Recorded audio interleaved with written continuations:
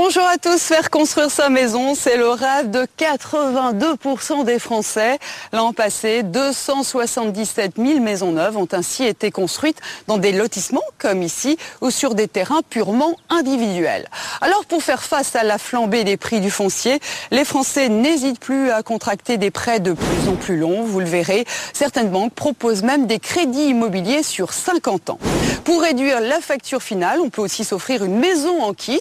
En clair, le constructeur vous livre une coquille vide, à vous de l'aménager. Et puis, au moment où on parle beaucoup d'écologie, la maison de demain sera aussi plus économe en énergie, plus respectueuse de l'environnement. Géothermie, panneaux solaires, des investissements coûteux au départ, mais qui bénéficient de déductions fiscales avantageuses sur le long terme. Alors ces tendances, bien sûr, les constructeurs les suivent attentivement, à l'image de notre invité, Dominique Vontron, est depuis 15 ans à la tête d'une société qui construit des maisons individuelles. Il est aussi partenaire d'un syndicat qui tente aujourd'hui d'assainir une profession où le meilleur côtoie aussi le pire. Dominique Vontron, bonjour. Bonjour Carole. Alors je le disais au début de cette émission, 82% des Français rêvent de se faire construire une maison, mais dans les faits, combien vivent réellement en maison individuelle ? Il y a un Français sur deux qui vit en maison individuelle, ce qui est nettement insuffisant par rapport aux Européens du Nord, notamment l'Irlande, où c'est près de 95%, l'Angleterre 82%, en France on est vraiment en dessous, donc ça nous laisse quand même de l'espoir, ouais. Puisque vu cet engouement, on a des belles perspectives devant nous. Alors quand on décide de faire construire sa maison, on la fait construire par qui cette maison ? Alors il y a plusieurs acteurs. Les principaux ce sont nous, les constructeurs de maisons individuelles. On représente plus de 60% des mises en chantier sur toute la France. Les autres, c'est soit le promoteur qui va donc acheter un terrain, le lotir et proposer ses propres maisons. Ensuite, vous avez les architectes, mais c'est une petite part de marché. Et puis, vous avez les maîtres d'œuvre. Alors, dans les maîtres d'œuvre, c'est là que c'est un peu la jungle. Vous avez les bons maîtres d'œuvre et vous avez les pseudos, ceux qui travaillent sans garantie, qui font une concurrence parasitaire, déloyale. Et c'est notre combat. Alors, tout au long de cette émission, on va donner des conseils justement à ceux qui envisagent peut-être, parmi ces 82% de Français qui rêvent de faire construire leur maison. Mais on va déjà aborder un thème qui est primordial quand on décide d'acheter la maison. Il faut souvent contracter un crédit immobilier. Et aujourd'hui, certains Français n'hésitent pas à s'endetter de plus en plus longtemps avec des crédits sur 50 ans. Regardez ce reportage de Céline Crespi. Vous qui êtes dans la construction depuis plus de 15 ans, est-ce que vous ressentez que les Français sont de plus en plus disposés à contracter des prêts très longs ? On l'a vu dans le reportage. Oui. Tout à fait, c'est inévitable. Compte tenu de la hausse du foncier, de la désolvabilisation des ménages, on s'aperçoit, et c'est acquis, que les périodes qui étaient il y a une dizaine d'années autour de 20 ans passent à 25, 30 ans, et voire peut-être plus dans quelques temps. Ouais. C'est devenu inévitable. Inévitable parce que le prix du foncier, ça représente en moyenne combien dans l'achat global d'une maison ? En proche région parisienne, comme c'est le cas ici, on atteint plus de 60% de l'opération consacrée au foncier. Donc forcément, les jeunes ménages sont pénalisés. Quel est le profil justement alors de ces gens qui viennent quand même s'offrir la maison individuelle ? C'est un jeune couple d'environ 30-35 ans qui a déjà un passé de locataire dans une maison individuelle et qui veut absolument devenir propriétaire de leur maison individuelle. C'est plutôt des revenus aisés quand même. On ne peut pas parler de ménages aisés, mais c'est des revenus moyens qui oscillent autour de 4 000 €. Alors là, justement, on est à 40 km de Paris. Le foncier est encore très élevé. Ça veut dire que les parcelles de ces maisons... Alors là, on est en cœur de village et on a des parcelles moyennes de 380-400 mètres carrés. Ah ouais. Mais ça, c'est pas la moyenne sur l'ensemble de la France, non, évidemment. Elle est supérieure, elle est du double. On arrive à une moyenne nationale de 800 mètres carrés. Mais forcément, près des grandes agglomérations, on est obligé de densifier pour construire. La surface sera de 300-400 mètres carrés. Et alors, ces maisons, elles sont destinées à quel type de famille ? À combien de mètres carrés ? C'est vraiment la famille type, puisque cette maison fait 110 mètres carrés habitables, 3 chambres, une salle de bain, un cabinet de toilette, un séjour spacieux, une belle cuisine, cuisine, un coin bureautique et puis un garage. C'est assez représentatif aujourd'hui de l'espace vital dont disposent les Français. C'est la surface moyenne de ce qui se construit en France, 110 mètres carrés. C'est la surface moyenne d'une maison de 5 pièces. Et ça a évolué aussi depuis? On a gagné quelques mètres carrés, puisqu'il y a plusieurs années, on était autour de 100 mètres carrés. Il y a quand même 10 mètres carrés de gain, malgré que le parcellaire soit plus petit. On essaye d'optimiser, même si la parcelle est réduite. Tout à fait. Alors nous, on a rencontré Nathalie. Nathalie, elle vit à une 40aine de kilomètres d'ici et elle a emménagé il y a 6 mois dans une nouvelle maison, la réalisation d'un rêve. Regardez. C'est notre 3e maison, mais c'est notre première construction de maison. Nous avons déjà eu 2 maisons anciennes que nous avons retapées. Et donc, on avait envie de changer, de passer à un style complètement différent. Cette maison, elle fait 180 mètres carrés habitables. On voulait qu'on rentre directement dans la partie à vivre. Une pièce conviviale, sans cloison, de grandes baies vitrées. C'était vraiment notre souhait. On a beaucoup discuté de cela avec le constructeur. C'était vraiment un des points très importants pour nous. La lumière. On est dans une région quand même où il ne fait pas toujours très beau. Et c'était un point important. Le haut est tout à fait classique, il y a 3 chambres, une salle de bain, des chambres quand même qui ont un beau volume puisqu'elles font 14 mètres carrés. Et on voulait également une grande cuisine. Bien, c'est une qualité de vie, je pense, qui est différente. Le plaisir d'avoir un jardin, le plaisir de recevoir ses amis dehors, la possibilité d'être aussi plus au calme, de réaliser une vie différente.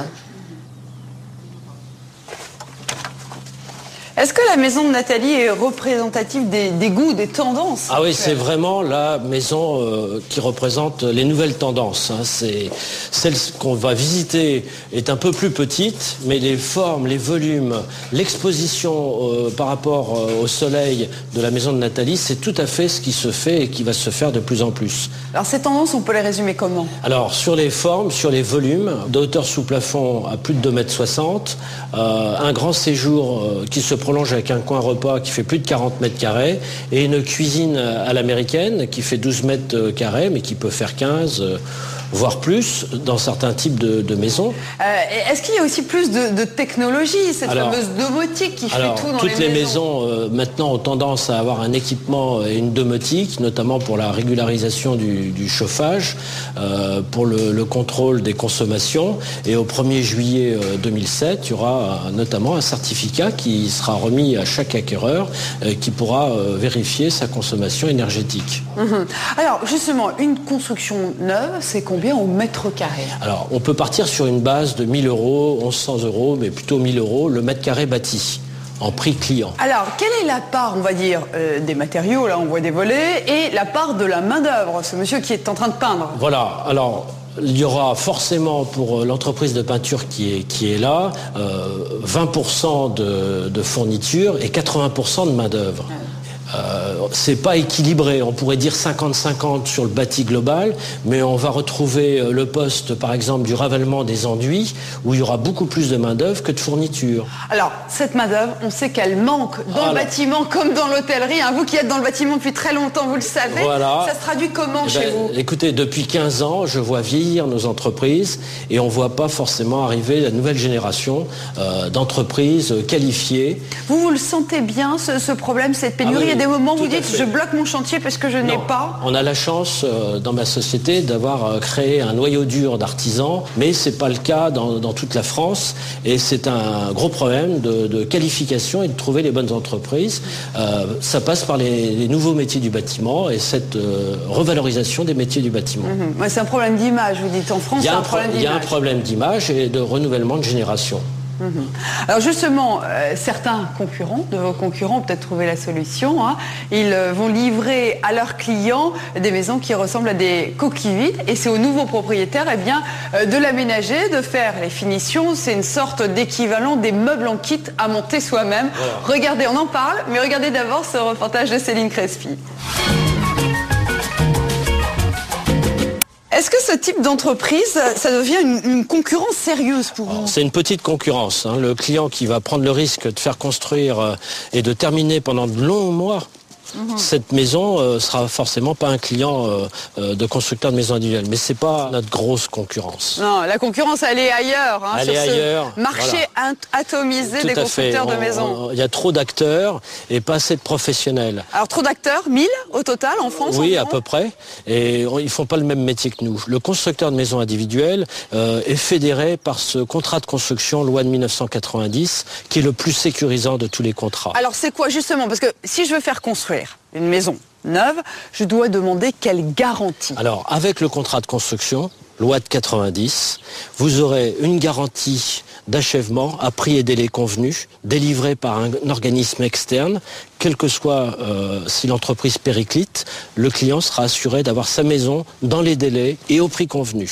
Ça veut dire concrètement, si je vous suis bien, l'entrepreneur, le constructeur est en faillite, c'est pas grave, il y a un fonds de garantie qui va me rembourser. Tout à fait. Et ça, c'est vraiment la clé de voûte de la loi de 1990.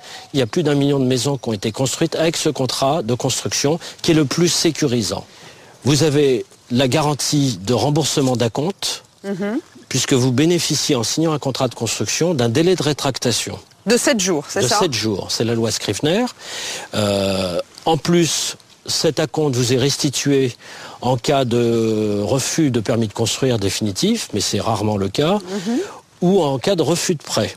Donc le client, futur maître de l'ouvrage, est vraiment sécurisé. Ensuite, vous avez un prix qui est forfaitaire, qui est global, donc qui est ferme et définitif. Voilà, donc on a vu une série de garanties avec cette loi de 1990 qui quelque part sécurise l'acheteur. Tout à fait. Mais alors par exemple, si moi je vais voir à côté de chez moi l'entreprise de travaux généraux, l'artisan qui a tous les corps de métier, est-ce que je peux lui demander la même garantie? Alors, s'il les applique, il devient constructeur. Encore faut-il qu'il soit assuré, qu'il ait les assurances décennales et en cours de validité, et surtout qu'ils vous obtiennent ou qu'ils vous fournissent une garantie dommage-ouvrage, la fameuse loi Spinetta, qui est obligatoire. Qui me permet quoi? Qui vous permet, en cas de sinistre, sur les fondamentaux de la maison, c'est-à-dire le gros œuvre, charpente, couverture, de rechercher tout de suite d'être indemnisé, d'avoir une prise en charge de l'assureur, et c'est à l'assureur de rechercher les responsabilités futures. C'est plus au maître de l'ouvrage. Mais concrètement, ma petite entreprise à côté de chez moi... Elle n'obtiendra pas ces garanties. Notamment, elle ne vous fera pas un prix, un marché forfaitaire, ferme et définitif et global. Elle ne vous apportera pas des garanties de remboursement d'acompte. Elle ne vous apportera pas des paiements échelonnés et maîtrisés. Elle ne vous apportera pas les garanties de bonne fin et d'achèvement. Mais il y a encore des Français qu'il faut construire comme ça avec les entreprises privées. Ils recherchent moins 10 ans et ils prennent un gros risque. Alors, des consommateurs qui demandent plus de garantie, plus de confort, et puis aussi plus de respect de l'environnement. C'est la maison écologique, c'est une tendance de fond qu'on voit arriver progressivement en France. On a les panneaux solaires, on a la géothermie et bien d'autres systèmes respectueux de l'environnement. Pour certains, eh bien c'est un engagement, un mode de vie qui est d'ailleurs incité par des mesures fiscales plutôt avantageuses, mais sur le long terme. Regardez ce reportage de Céline Crespi.